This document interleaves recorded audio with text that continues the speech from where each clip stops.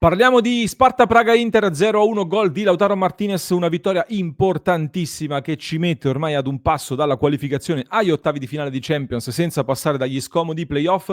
Ma prima aggiornamento di Calciomercato Inter con le notizie che ha dato il direttore sportivo dell'Inter Piero Ausilio proprio in occasione della partita, con un'intervista che ci dà tanti spunti da analizzare a partire dalle frasi su Frattesi. Le prendiamo dal nostro sito passioneinter.com, dove trovate tutte le notizie ogni giorno. Su Frattesi, in sostanza, Ausilio dice che non ha mai chiesto la cessione, gli credo, trovo sincera questa presa di posizione, che tra l'altro è stata confermata un po' anche dalle posizioni dei quotidiani, con una parte dei quotidiani che si sono schierati nella versione dell'Inter, altri che hanno portato avanti molto la versione della gente. E a tal proposito mi fa sorridere molto il passaggio in cui Ausilio dice: sappiamo che Frattesi è un agente molto simpatico ma anche molto attivo, che qualcosa ha mosso, secondo me è diventata più mediatica che altro.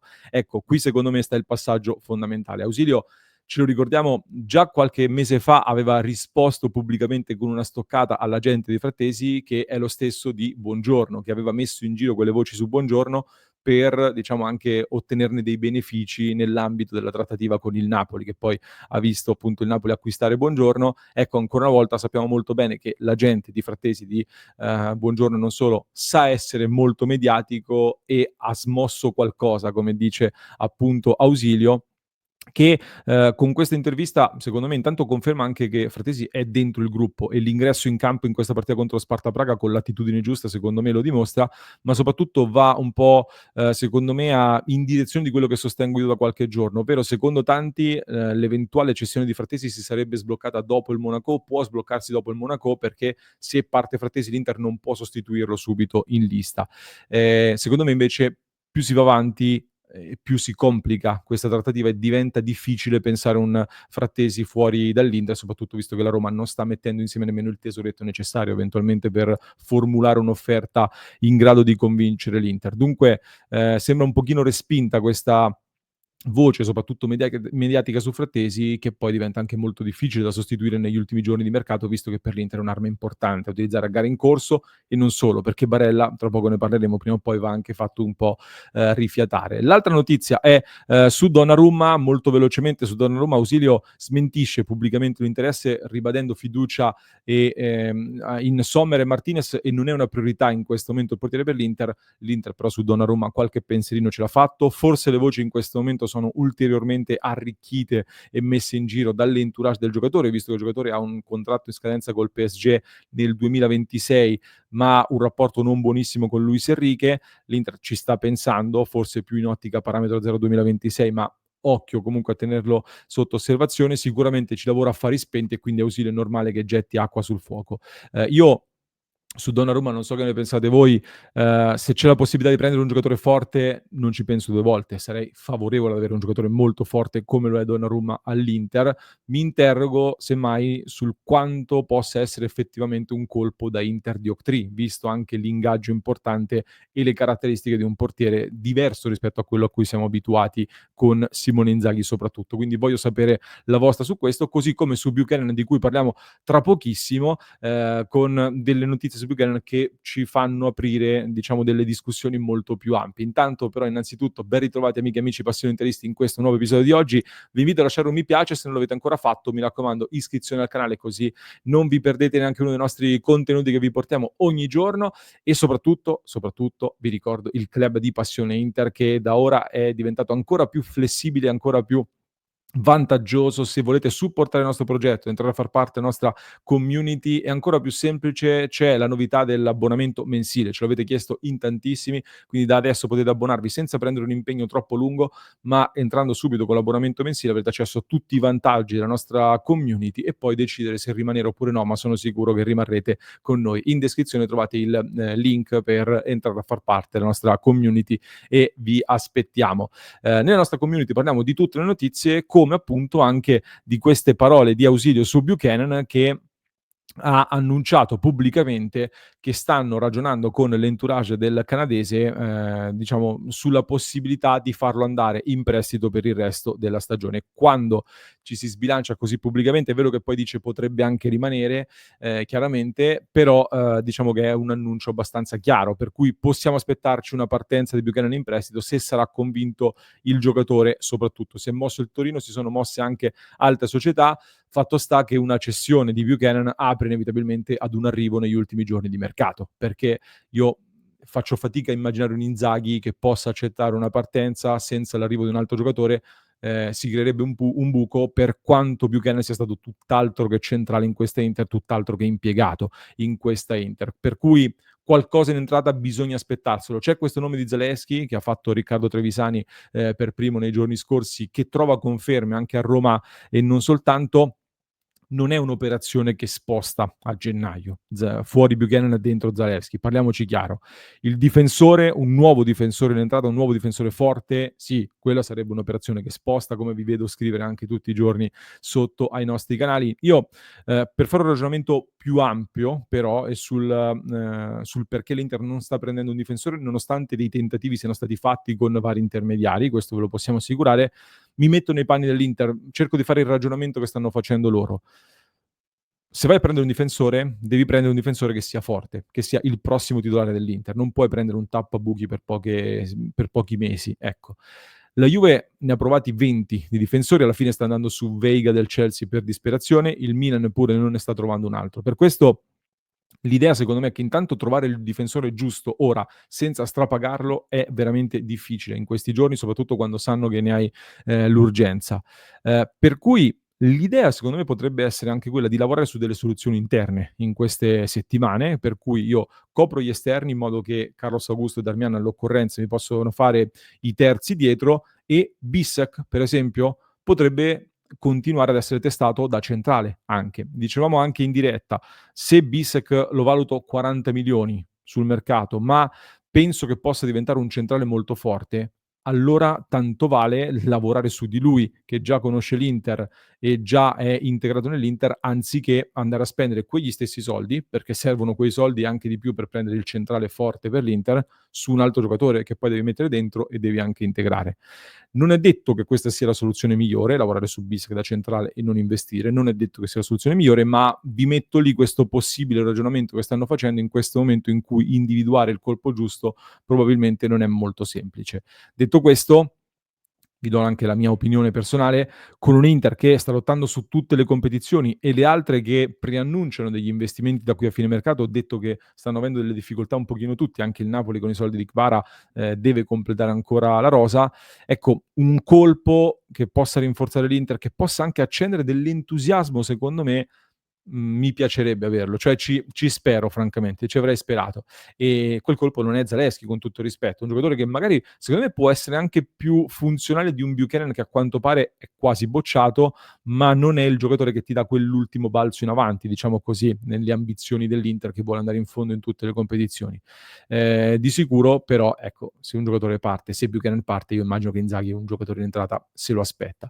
A proposito di Inzaghi, veniamo anche a Sparta Praga-Inter, molto rapidamente, una partita a cui evidentemente si arriva dopo aver fatto una serie di rotazioni, di ragionamenti per avere i titolari qui in questa gara. Qualcuno è arrivato anche spremuto come Barella, che dicevo prima, soprattutto è sembrato stanco e quindi anche impreciso, anche Di Marco.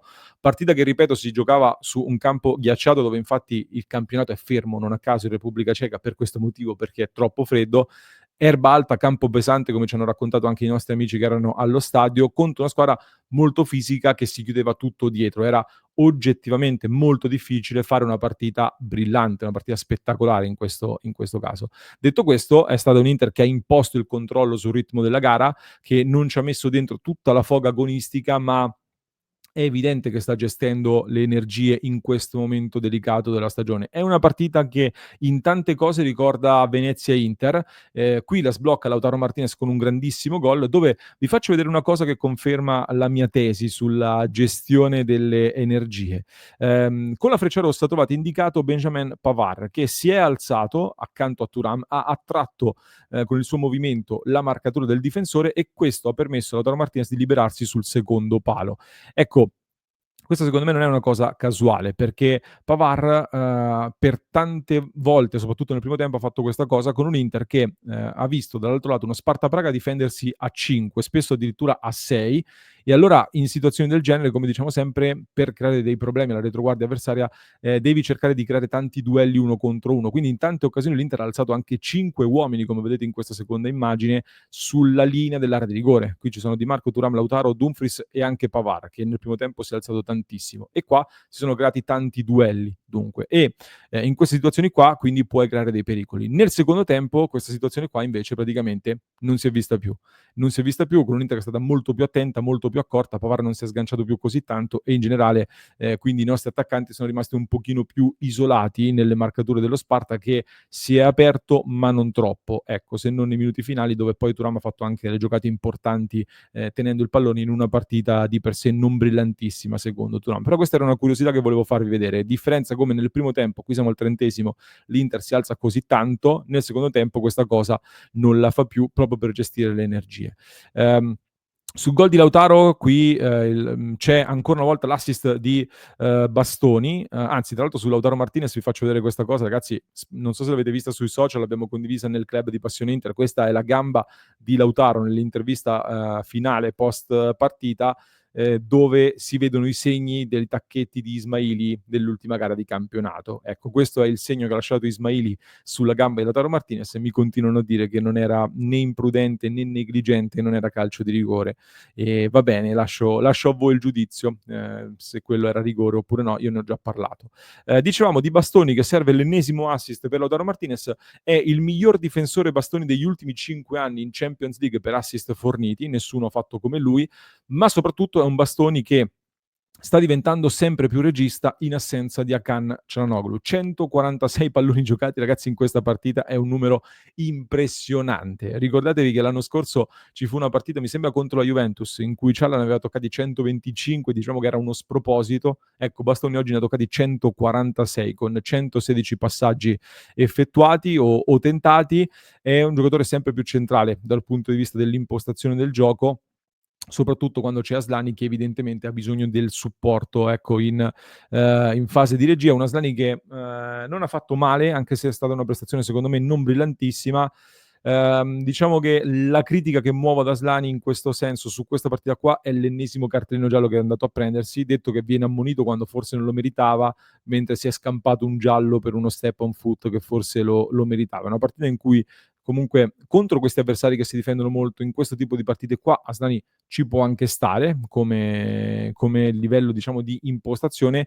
In fase difensiva, secondo me, questi tanti cartellini che sta prendendo fanno parte anche del percorso di cialanoglizzazione, come vogliamo chiamarlo, diventa uno scioglilingua, che sta cercando di fare per diventare più incisivo anche in fase di interdizione, ed è una cosa su cui bisogna sicuramente continuare a lavorare. Dietro a lui c'è un Sommer che blinda la vittoria, blinda la porta. Nessuno in Europa ha gli stessi clean sheet dell'Inter tra tutte le competizioni, 6 in Champions e 8 in campionato. Sì, no, mi sono perso il numero in campionato. Comunque nessuno come l'Inter ha questo numero così alto di clean sheet, e torno sempre a ribadire dei commenti l'altra volta, ma che diciamo che mi hanno detto: ma qual è il merito di Sommer sui clean sheet? È l'Inter che è brava. Secondo me anche in questa partita invece ci sono grossi meriti di Jan Sommer in questo clean sheet, in questa partita senza gol subiti. Questo poi è un tema che ha scatenato anche una discussione, un confronto più che una discussione, perché è stato un confronto tra me e Simone anche nel club di Passione Inter con la nostra community. L'Inter in questo momento ha il peggior attacco delle prime 19 squadre in Champions League. Siamo quarti in classifica, ma con 8 gol segnati. Ci sono 18 squadre che hanno fatto meglio di noi sostanzialmente tra le prime 19 in classifica. Anche altre che sono dietro hanno fatto più gol di noi, però tra le prime 19 siamo il peggior attacco. Da qui dunque parte la critica su quello che è l'atteggiamento dell'Inter, troppo rinunciatario secondo alcuni, oltre che la critica per i troppi gol sbagliati. Quello sicuramente è un tema.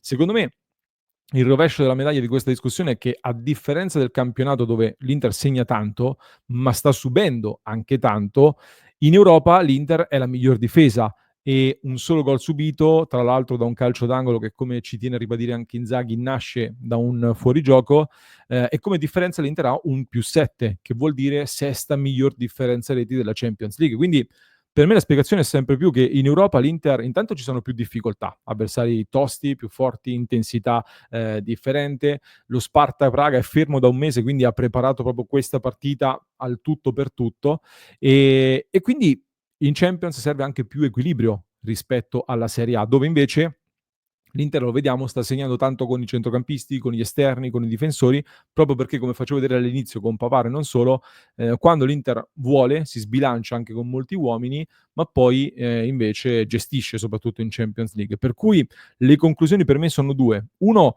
penso che sia davvero una fase di gestione e l'Inter voglia esplodere come rendimento più avanti in questa stagione, ancora una volta. Due, sicuramente in fase realizzativa più andremo avanti in Champions League e più si dovrà migliorare come precisione, in particolar modo con gli attaccanti, a cui è richiesto e sarà richiesto sempre più di essere decisivi, soprattutto in Europa, secondo me.